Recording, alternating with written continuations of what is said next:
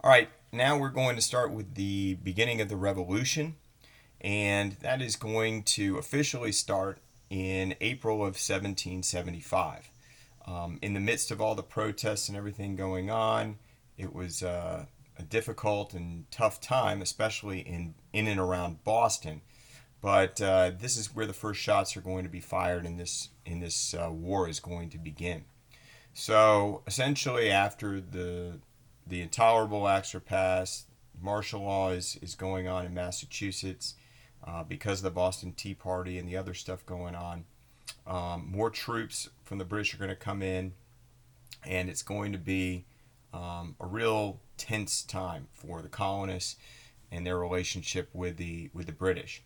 And so everybody knew each other, everybody kind of talked, and so word got out that the colonists were basically stockpiling weapons just outside of Boston in in a basically a suburb called Concord. And so the British are going to get wind of this and go to basically seize where these arms are. So they send the troops out to go do this. Well, the message is sent. Um, you know, Paul Revere gets out there on his horse, and others are going to spread the word that, in fact, the British are coming, and everybody better get ready. So, along their way from Boston up to Concord, the British soldiers are going to run into some opposition. These are patriotic Minutemen who are just essentially grabbing their guns and going outside their doors. And so they're going to essentially run into a roadblock at Lexington, which is on the way to Concord. And there, you're going to have shots fired. There's a scuffle. Nobody's really sure who fires first. But after that, then the Minutemen are going to scatter because they're up against this major military force. But word has gotten out to the colonists, so by the time they get up to Concord, they've cleared out all the weapons and everything's gone. So this is going to frustrate the British. Who are going to turn around and come back to Boston. But in the meantime, a lot of colonists are hiding in the woods and shooting them and killing some. So this is going to be the first the first shots of this war and the beginning of it. But there's going to be a bit of a pause as things go forward. So I'll go on to the next slide.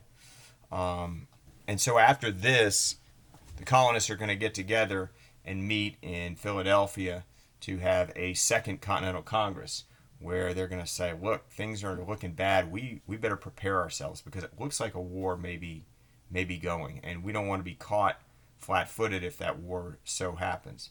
So the most important thing that they decide at the Continental Congress, Second Continental Congress, is to start an army and to appoint George Washington to lead that army. And you can see that on that slide. So we'll go to the next slide. Well, once the war really starts getting up and going, it's going to be a tough run for the Americans, the Continentals as they're called, and they are going to lose and be driven out of some major cities, including New York. It's going to be just a horrible defeat, and the number of soldiers that are willing to fight on the American cause is dwindling and disappearing. And so you're getting toward the end of 1776, and it looks like this war is just not going to happen, or not going to be successful. This revolution, and so what Washington is going to do is right before a lot of his men's time is going to expire in the army, is he's going to stage a sneak attack, a surprise attack by crossing the Delaware River to defeat the German soldiers that were fighting on behalf of the British in the Battle of Trenton. And then they're going to go on to the Battle of Princeton and win as well. And these are going to be two big victories that are going to boost morale and keep some soldiers in the army, who would have otherwise probably disappeared, and the revolution would have probably then ended. The photo that or not the photo, but the painting you see is a very famous one of Washington crossing the Delaware. It's a very majestic painting, and the reality of how they crossed looked nothing like that. He was it was raining and they were probably all like holding over their heads and getting across. But that doesn't make for such a great painting. So, all right, we'll go on to the next one. Well, this revolution and the ideas of the revolution are going to have its seeds in a lot of different places. And one of the huge factors and one of the huge reasons why the revolution is going and this push for independence is happening is because of Thomas Paine and his pamphlet Common Sense.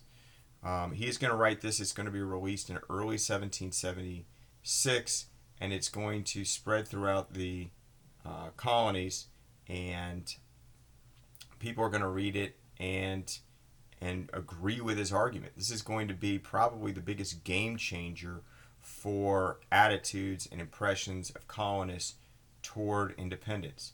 Because up until this time, while things were tough and things are difficult and not real happy, colonists didn't really see independence as a legitimate step or something that they were going to do. I mean, it was how are we going to work things out with Britain. But in this, he talks about what the opportunities are for America to create a government that is going to be free of a king and free of that kind of oversight. He also points out that it's kind of ludicrous for a small island country across an ocean to be controlling a huge continent of people. And that he says, I mean, and using those words, it's common sense that we as America should be independent and should be free of this control of any kind by the British. You know, it's smart politically, it's smart financially. And so this is going to really spread throughout and really push people's views as we get through 1776, and this movement is going to be pushed along. All right, we'll now go to the last slide of this slideshow, the Committee of Five. When the time comes that independence has been decided, that it's going to be done, there is the Second Continental Congress, who's really running the colonies at this point, is going to decide to put a committee together, this Committee of Five, who are going to actually draft this document to declare independence, to spread the word to the rest of the world that America is independent and should be recognized as such. And three of those five people are really famous Americans in that they're Thomas Jefferson, John Adams, and Benjamin Franklin. And you see in the painting there of Ben Franklin sitting there looking at the papers. You have John Adams in the middle, and you have Thomas Jefferson standing up, who was actually the author of it. I mean, he's the one who does the actual writing part of it. The other guys are really there talking about ideas and making sure things are in there. All right, thanks.